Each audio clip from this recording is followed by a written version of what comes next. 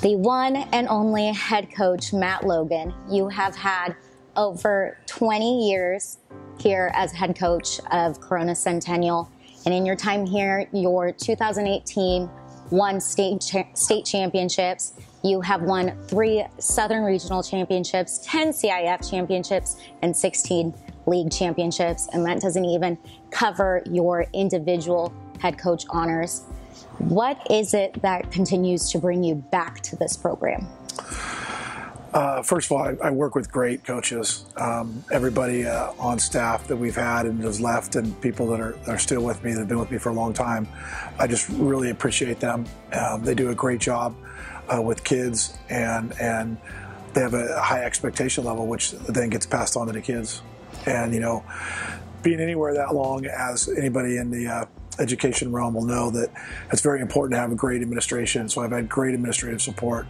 I think this is my 5th principal, and they've all been great, and the assistant principals have all been good, and they're pro kids, which, you know, and they have the best kids' best interests at hand. So that makes things easier, whether you're a sport or any other type of other club activity. And the last thing is, honestly, is the players. I mean, we get good players to come in. They want to work hard. They want to play hard. They listen. They do what they're expected to do. They live up to those expectations. So those are the 3 factors for sure. And when you look back at everything as a whole, what would you say is the legacy of Centennial football? You know, that's interesting.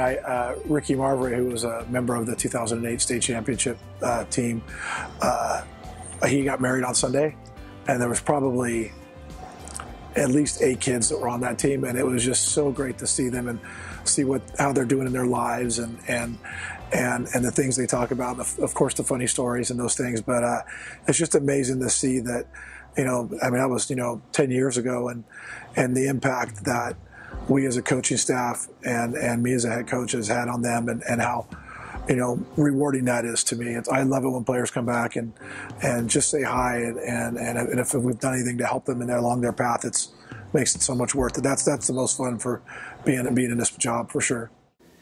I just want to take a second to thank the GOAT, Coach Matt Logan. Without you, I wouldn't be where I am today. You helped shape me into the man I am today, and I thank you so much. You were my inspiration, my mentor, my role model, a leader, and man, I thank you for everything that you've done.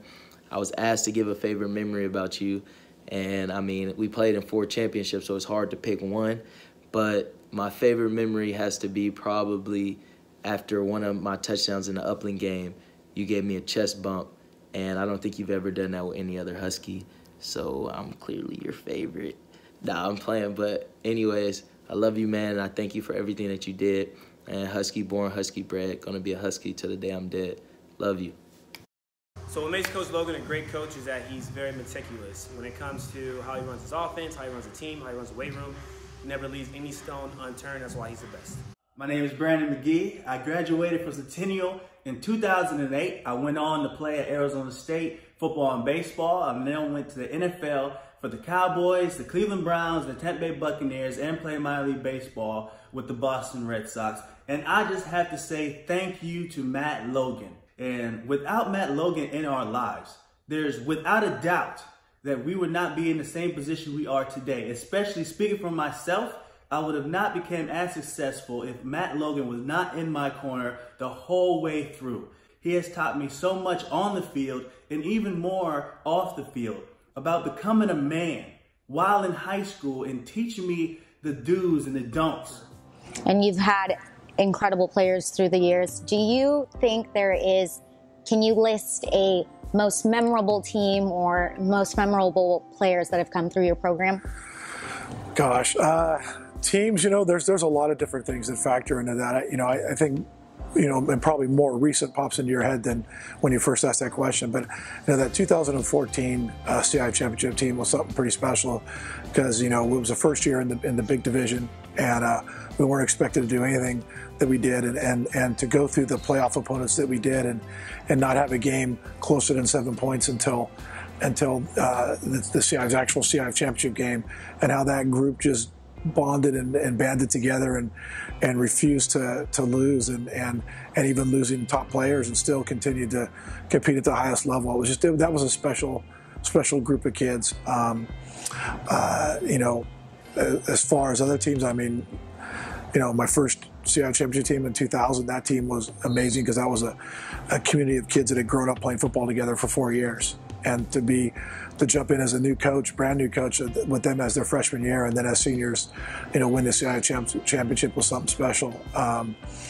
You know, the 2008 state championship team was a great group of kids, very similar to that 2000 team, and that they were mostly neighborhood kids that had grown up playing, you know, from youth football on up and youth basketball on up together, and to do that, and then the group that was you know, with my daughter's group, with Sammy's group, who I coached a lot of those kids in the youth sports, to see them come through the 2013 team, I believe. The years are getting tougher on me to remember, but you know, just kids that have gone through, and there's a lot of favorite kids. I mean, I still try to keep in contact with as many as I can through various means, and if I had Facebook or one of those things, it'd probably be a lot better. But that's the greatest thing, is just seeing, again, going back to what I said earlier, just seeing the kids' accomplishments and what they do, and you know, and even to see what they do in college on the field. You know, to see what J.J. Taylor did this year was truly amazing. It was awesome. And as your tenure as head coach, you've had 130 players receive scholarships to go on and play. And you just touched on it briefly, but describe the feeling of accomplishment when you get to see your players go on and continue playing, whether it's in D1 colleges and even onto that to the NFL. You know, that's what I think. You know, the biggest thing is, you know, we've got 2 playing in the NFL right now, but the biggest thing is if they want to play college football and they have good enough grades, there's a place for them. You know, I played Division II football, and I tell the kids there's no division that's too small or too big for you. So we've had a lot, and it's great to see that, because I know for me, it fulfilled the dream of playing college football, number one, but number two, it propelled me to continue my education, and I think that's what I wanted to do for these kids, is give them, you know, the opportunity to go to fulfill the dream, number one. Number two, have that education open doors up for them later for choices in life. You know, you want to have choices, and whatever that choice may be, as long as it's your choice and you're not forced into something, you know, because you don't have this or you don't have that. So if they, you know, come away with a degree, and then that opens doors for them, opportunities. What makes Coach Logan such a great coach is that he knows how to get the best out of every single one of his players, and he holds everybody accountable. Logan, he's such a great coach because we trust him, and, you know, he builds a good relationship with us. And, you know, it's more than just football, it's outside of football as well. What makes him so great? He's just a great coach, a coach with a great personality who disciplines everybody he coaches and gives everybody a chance. If he sees you working, he's going to give you a chance. And just the way he coaches, I mean, he's the best coach out there. As you can see, his record proves it.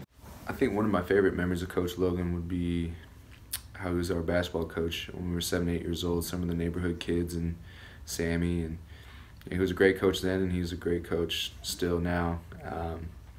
But I mean, the competitive spirit and fire he brings to the game is nothing like I've ever seen, and I think that's what makes him so great. And we just wanted to say thank you, and we appreciate how much you've done for, you know, us football players and also the community, and we just wanted to say thanks.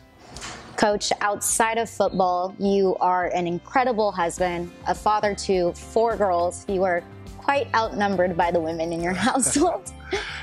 Do you view these boys as your own sons, and what kind of coach do you try to be for them? Absolutely. I always look at it as, you know, I won't treat anybody the way I want my kids treated, and I think that's important. I think that, you know, I'm going to be tough on them because I expect a lot out of them, and that's, you know, I've never seen anybody coddle to greatness, so to speak. So, you know, so we're not going to be easy and not going to let things go, and kids understand that, and kids, when they come here, they learn that, or if they don't like it, then they leave. It's not, you know, it's just the way it goes. So we're going to be tough on them, but we're also going to love them at the same time. We're going to expect great things out of them, and just expect their best. That's all we ask them to do, you know, and just to give their best effort on everything they do, and continue to grow and get better each day. And who is Coach Logan in the off season, if there even is an off season? Yeah, there's not very little off season. I don't really do anything else but football and be a a husband and a dad, so I don't golf. I don't do anything else. I like to hang out with friends is my most funnest part of in my life. Just whether it be just going to dinner, hanging out, or watching games, whatever. Spending time with my family. That's pretty much all I do. I'm pretty basic and pretty boring, I guess. And you just recently moved out of Corona into Orange County. How do you think that change has affected, your personal life, your coaching life? Yeah, that was a decision that's probably about 5 or 6 years earlier than what I thought would happen. But the opportunity came up, and it's always kind of been a dream of mine and my late wife's and my current wife. So, to be a little closer to the beach. So that was the opportunity. And when we have grandkids, we'll be able to walk up to the beach. So that's what we did. We did that, and it's been great. It doesn't change anything other than I don't have as access to my friends on Tuesday night. Hey, you want to go out and watch a game or something, go to dinner? That has to be a little more planned. But we make it work, and it's a sacrifice we were willing to make, 5 or 6 years earlier than planned for the opportunity that we have, and so now that has taken up most of my spare time is just trying to get the house in order or to the way that we want it to be. And I think it works out because I think you kind of dodge the traffic during the times of day that you head in and head out. Definitely opposite traffic. I try to take care of phone calls if I can, or any of the business I can take care of when I'm driving. It also gives you a little bit of time to think and reflect, which previously living about 3 minutes away really didn't get that. But it's harder to get back to see things. But you just got to plan a little more. But so far, so good. I mean, I figured if it doesn't work out, I can always move back. You can. Yeah. Coach, in your time here, you've compiled a record of 244 and 51, which you guys are a public school. The kids you guys get, you don't get the opportunity to pick them. They're not choosing to be here. These kids, like you said, grew up in this community and in this neighborhood. What is the secret to success here at Centennial? I don't know if there is one thing that's a secret. I mean, the three things that I mentioned before, administration, coaches, and the type of players we get, obviously are the biggest factors in that. I think that, just a level of expectation that they have when they come here and doing things right and continuing that. And it's so hard to continue that team mentality in this day and age, with the selfie and the Instagram and all that stuff. And so that's tough. And I think to understand that you got to play together and play as a team. Football is truly the ultimate team sport. And, it's not like you can have a dominating pitcher go out there and win that game because you got that dude on the mound.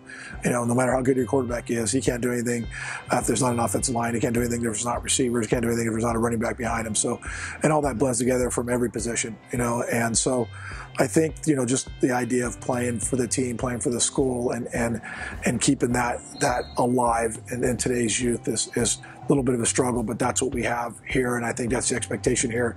And it shows in our players. I think we have unselfish players, and that's what it takes to win games, ultimately. I mean, there's always going to be teams that have talent that they're going to win with selfish players, but that's not how we're going to win, and that's not how that works for us. And I think it speaks volumes, the story you told about, boys from the 2008 team that still keep in touch, and even coming out of this season, seeing some of the boys with the way players come back home and greet them, it really speaks volumes to what you said. Last, Coach, if you had to wrap up in one word your time and experience here as a coach and with Centennial football, what do you think that word would be? Personally, it would just be fun. It's been fun. It's been great. The things that happen every year. I mean, I don't get, it's amazing because, 24 years total at the school, 22 as head coach. Sometimes you think you've seen it all. Boy, is that wrong. There's almost something new every year that happens. I mean, this year was a crazy year with things that went on, so a lot of experiences that this team directly came through this year and had adversity, try to attempt to take away our season, and they battled through that. So, but it's just amazing. I think there's so much things that goes on. I think perseverance would be another word, and I think. I really believe this, and one of the reasons why I was in sales before and went back to school to get my education is because I think it's really important you do something you enjoy to do as a job. Otherwise, you don't want to wake up every morning dreading going to work.